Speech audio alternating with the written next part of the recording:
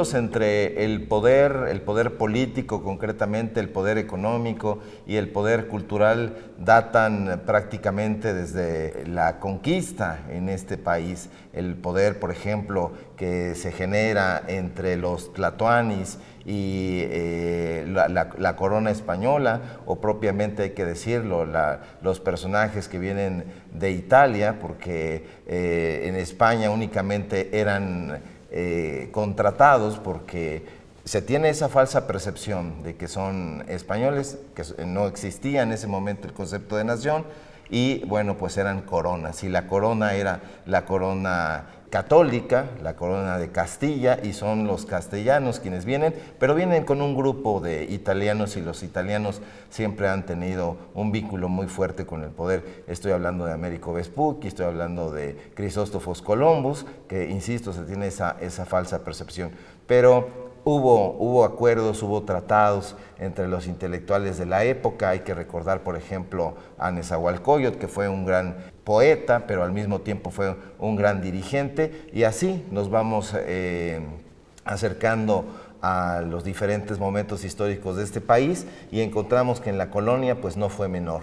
Para irnos rápidamente, pues los liberales tutelados en algún momento por Guillermo Prieto, por Ignacio Ramírez el Nigromante, Ignacio Manuel Altamirano, y en fin, todos estos personajes tienen un vínculo muy claro con el poder político, y bueno, para dar un salto cuántico y acercarnos a esta época, a la época que tú dices que estamos viviendo, yo diría que estamos padeciendo, pues bueno, nos encontramos con la figura tutelar, un caudillo cultural que está encarnado en Octavio Paz, o que estuvo encarnado en Octavio Paz, y que Octavio Paz, pues bueno, tenía, además del gran talento intelectual que poseía indudablemente, pues un talento narcisista, y ese talento narcisista lo hizo no querer ser un poeta, sino el poeta, y eso lo llevó a celebrar diferentes batallas culturales que estuvieron en su momento protagonizadas por el mismo Paz, desde luego, pero también contra Carlos Fuentes. Primero fueron amigos, después enemigos hasta el final de sus días. Hubo discusiones incluso con el gran cronista de Portales, Carlos Monsiváis, y bueno, este poder intelectual siempre sedujo al político, porque durante el priato, yo no le diría priismo, sino el priato, porque fue, como en algún momento dijo el hoy desacreditado escritor peruano o español, porque ya se nacionalizó español, Mario Vargas Llosa, pues bueno, fue una dictadura perfecta, diría Juan Montalvo, porque de ahí se lo robó o de ahí lo tomó, la dictadura perpetua. El caso es que este priato pues fueron dictadores, pero les gustaba vestirse intelectualmente, y por eso acudían a estos personajes intelectuales en búsqueda de carnita, pero como ellos, decía en su momento Federico Campbell, pobres políticos que todo lo saben de oídas, cortan listones y hacen todo este tipo de faramaya, pero en realidad no tienen tiempo de leer, no tienen tiempo de hacer otras cosas que no sea el mismo acto político, pues buscaban a estos intelectuales. Octavio Paz se dejó buscar, se dejó encontrar por los priistas, nunca con el panismo, eso hay que subrayarlo. Sí fue en su momento alguien que estuvo sentado al lado no solamente de los políticos, sino también de los grandes empresarios. Estuvo sentado, hay que recordar, con el Tigre Azcárraga Milmo, que incluso pues bueno, tuvo una relación de amistad con él, pero bueno, alrededor de él muchos intelectuales o escritores nacientes que se dejaron también seducir por el poder. Está la revista Plural, que después se deriva Vuelta, Letras Libres que hoy conocemos, y de ahí teníamos a estos personajes. ¿Quiénes son estos personajes? Pues estos personajes tienen nombre y apellido. Enrique Krause Kleinborg, este ingeniero iba yo a decir sus orígenes, pero bueno, luego se presta suspicacia, pero bueno, fue un personaje que primero atacó a Octavio Paz y después lo celebró. Entonces este personaje nunca fue querido por Paz, hay que decirlo también. En realidad, y él lo dijo en una conversación que tuvimos, yo era el que le iba y le traía al Blockbuster a Octavio las películas. Y eso era lo que representaba Enrique Krause y todo Guillermo Sheridan Prieto, Christopher Domínguez Michael y toda esta gente que hoy conocemos, que ya son longevos y que en su momento fueron los jóvenes.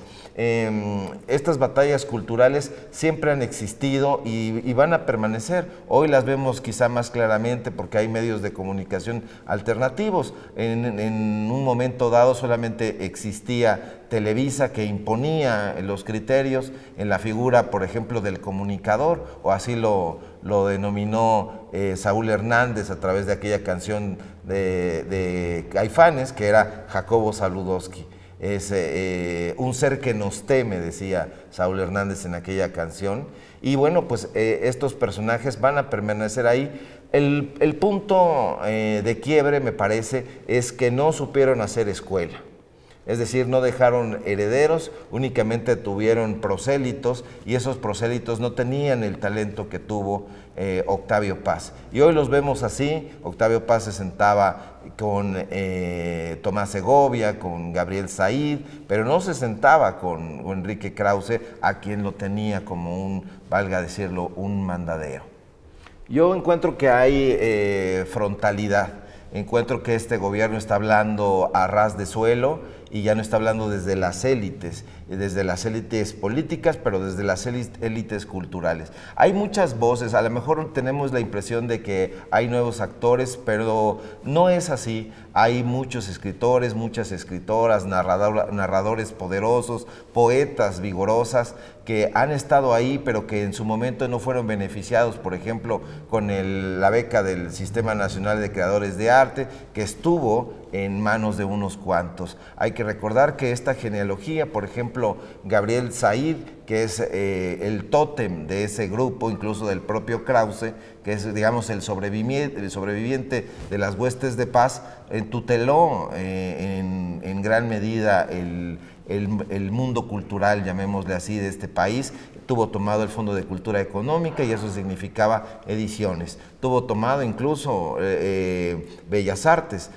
Hubo ahí, por ejemplo, la hijastra de Octavio Paz, que incluso hoy mismo Estacia de la Garza la función pública la tiene inhabilitada. Es decir, hay muchos actores que estaban dispuestos en el INBA, en Conaculta, en Bellas Artes, en las editoriales, incluso las editoriales que nosotros suponíamos que eran editoriales independientes, no lo eran tanto, porque nos asomábamos al directorio y encontrábamos ahí al grupo Letras Libres. Entonces hoy se está desnudando todo eso. Los nuevos periodistas, los jóvenes periodistas ya tienen una voz que ya no está oprimida por esos medios de comunicación. Yo creo que Internet, las redes sociales han funcionado como un escaparate para aquellos que no lo tenían.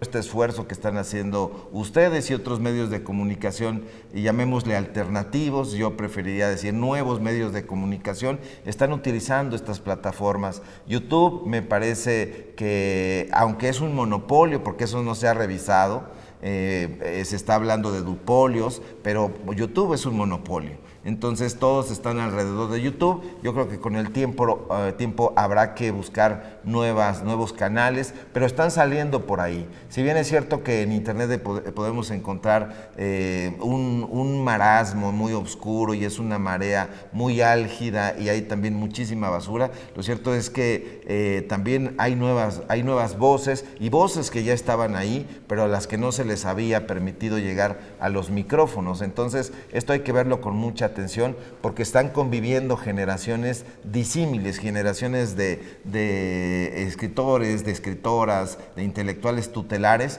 con voces jóvenes. Por ejemplo, nosotros, si vale el comercial, en Regeneración, que es el medio de comunicación donde yo participo, pues estamos sentando, por ejemplo, a escritores, a escritoras del talante de Agustín Ramos, del talante de Gerardo de la Torre, que fue un pues un escritor importantísimo, continúa siendo un escritor importante, que fue miembro del Partido Comunista Mexicano, y por otro lado a estos jóvenes que les llaman influencers o youtubers, que tienen también una voz poderosa. Entonces eso no se podía haber visto en ningún otro foro, y creo que YouTube da esa posibilidad, y sobre todo que hay personas que están muy animadas con esta nueva, digamos, reacondicionamiento de los medios de comunicación. El papel del periodista, yo creo que de todos los ciudadanos, de las ciudadanas, debería ser crítico frente a los poderes fácticos, crítico frente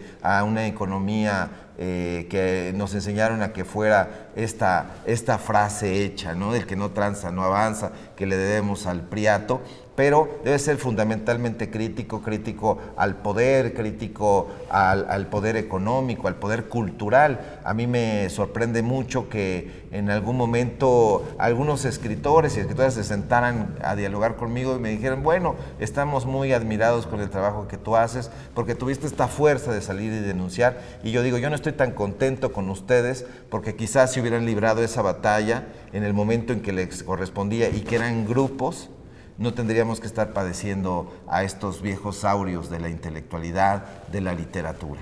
Yo creo que esta frontalidad, precisamente, este tete a tete que se está realizando ya entre, digamos, un grupo y otro, porque ahora ya se está viendo de esa manera, entre blanco y negro, yo estoy en desacuerdo con eso, no buscaría y no propondría la aniquilación de estos personajes. Ellos irán feneciendo intelectualmente, creativamente, ya no son mentes lúcidas, son mentes repetitivas, creyeron que iban a tener una salida espectacular. En algún momento le llamaron a las jóvenes huestes bastardas, y en este largo caso que están teniendo, pues bueno, les van a recordar que los bastardos de la literatura, los bastardos de la intelectualidad son precisamente ellos, y yo creo que con el repudio generacional tendrán suficiente.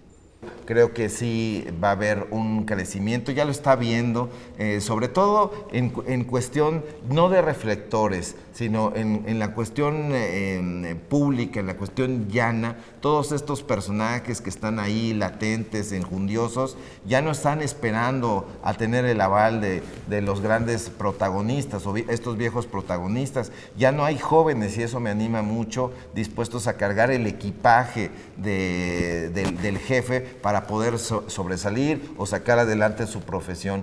Yo creo que en eso radica también el enojo, y es un enojo positivo, y ese enojo los va a ir impulsando, los va a ir a hacer creciendo, y sobre todo, pues bueno, este poco miedo. Dicen que vivimos en una dictadura, pero ¿qué dictadura te permitiría mentarle la madre al presidente de la República en la plancha del Zócalo capitalino y salir indemne de esa hazaña? Me parece una grasejada. Son productos que crearon estos personajes, pero que ya nadie se las cree, son un cuento para viejos. Su intención es absolutamente económica, y su intención es dirigirse hacia los fideicomisos, hacia los contratos, hacia todas estas prebendas que les arrebató este nuevo régimen, y quieren volver a ellos. Pues a quién no le parece apetecible una beca vitalicia en el Sistema Nacional de Creadores de Arte, simple y sencillamente pues con nombrar ahí como si fuera una campaña publicitaria el nombre del patrón en turno. Eso lo hicieron muchos intelectuales, hay que decirlo. Esos intelectuales tenían nombre y apellido, ya los hemos glosado mucho, de modo que en este momento no vale la pena recordarlos, pero eso es lo que buscan: el poder económico, irse a becas de intercambio cultural al extranjero a costa del erario, y mientras los otros artistas pues estar en la calle, estar a su suerte. Y yo creo que este gobierno, o sería lo deseable también, pues que los volteara a ver, y si no los voltea a ver, ellos ya están tomando la palabra palabra, no están esperando, insisto, que se les invite a tal o cual compañía de producción. Hay que decir que esas compañías generalmente pues son sociedades anónimas de capital variable, y eso por un lado, y por el otro encuentras a donatarias autorizadas. Entonces vemos una asociación civil cada fin de semana creada esencialmente por Claudio X González, por Valentín Díez Morodo y algunas de las 12 familias más ricas de este país, pero las nuevas voces ya no están dispuestas a sentarse a esperar su momento. Su momento es este, y yo veo en ese sentido con mucho entusiasmo el futuro. Es importante tener referentes, decía Carlos Fuentes en ese libro que se llama En esto creo, que no hay innovación sin tradición, y yo creo que hay que conocer la tradición mexicana, hay que leer a Rosario Castellanos, hay que leer a Josefina Vicens, El libro vacío, hay que leer a estas grandes figuras del pensamiento, pero no hay que verlos como si fueran dioses o semidioses, no forman parte de ningún paraninfo, y verlos, nutrirnos, leerlos, y si no estamos de acuerdo, dejarlos. Pero sí es importante la obra de Reyes, la obra de Fuentes, la obra de Paz, la de Vasconcelos, Justo Sierra y todos estos personajes, es relevantísima, pero hay que verlos desde el punto de vista crítico. Yo creo que una sociedad enferma, como se ha ido enfermando la mexicana, pues debería de ser curada mediante estas figuras. Deberíamos estar leyendo a escritores de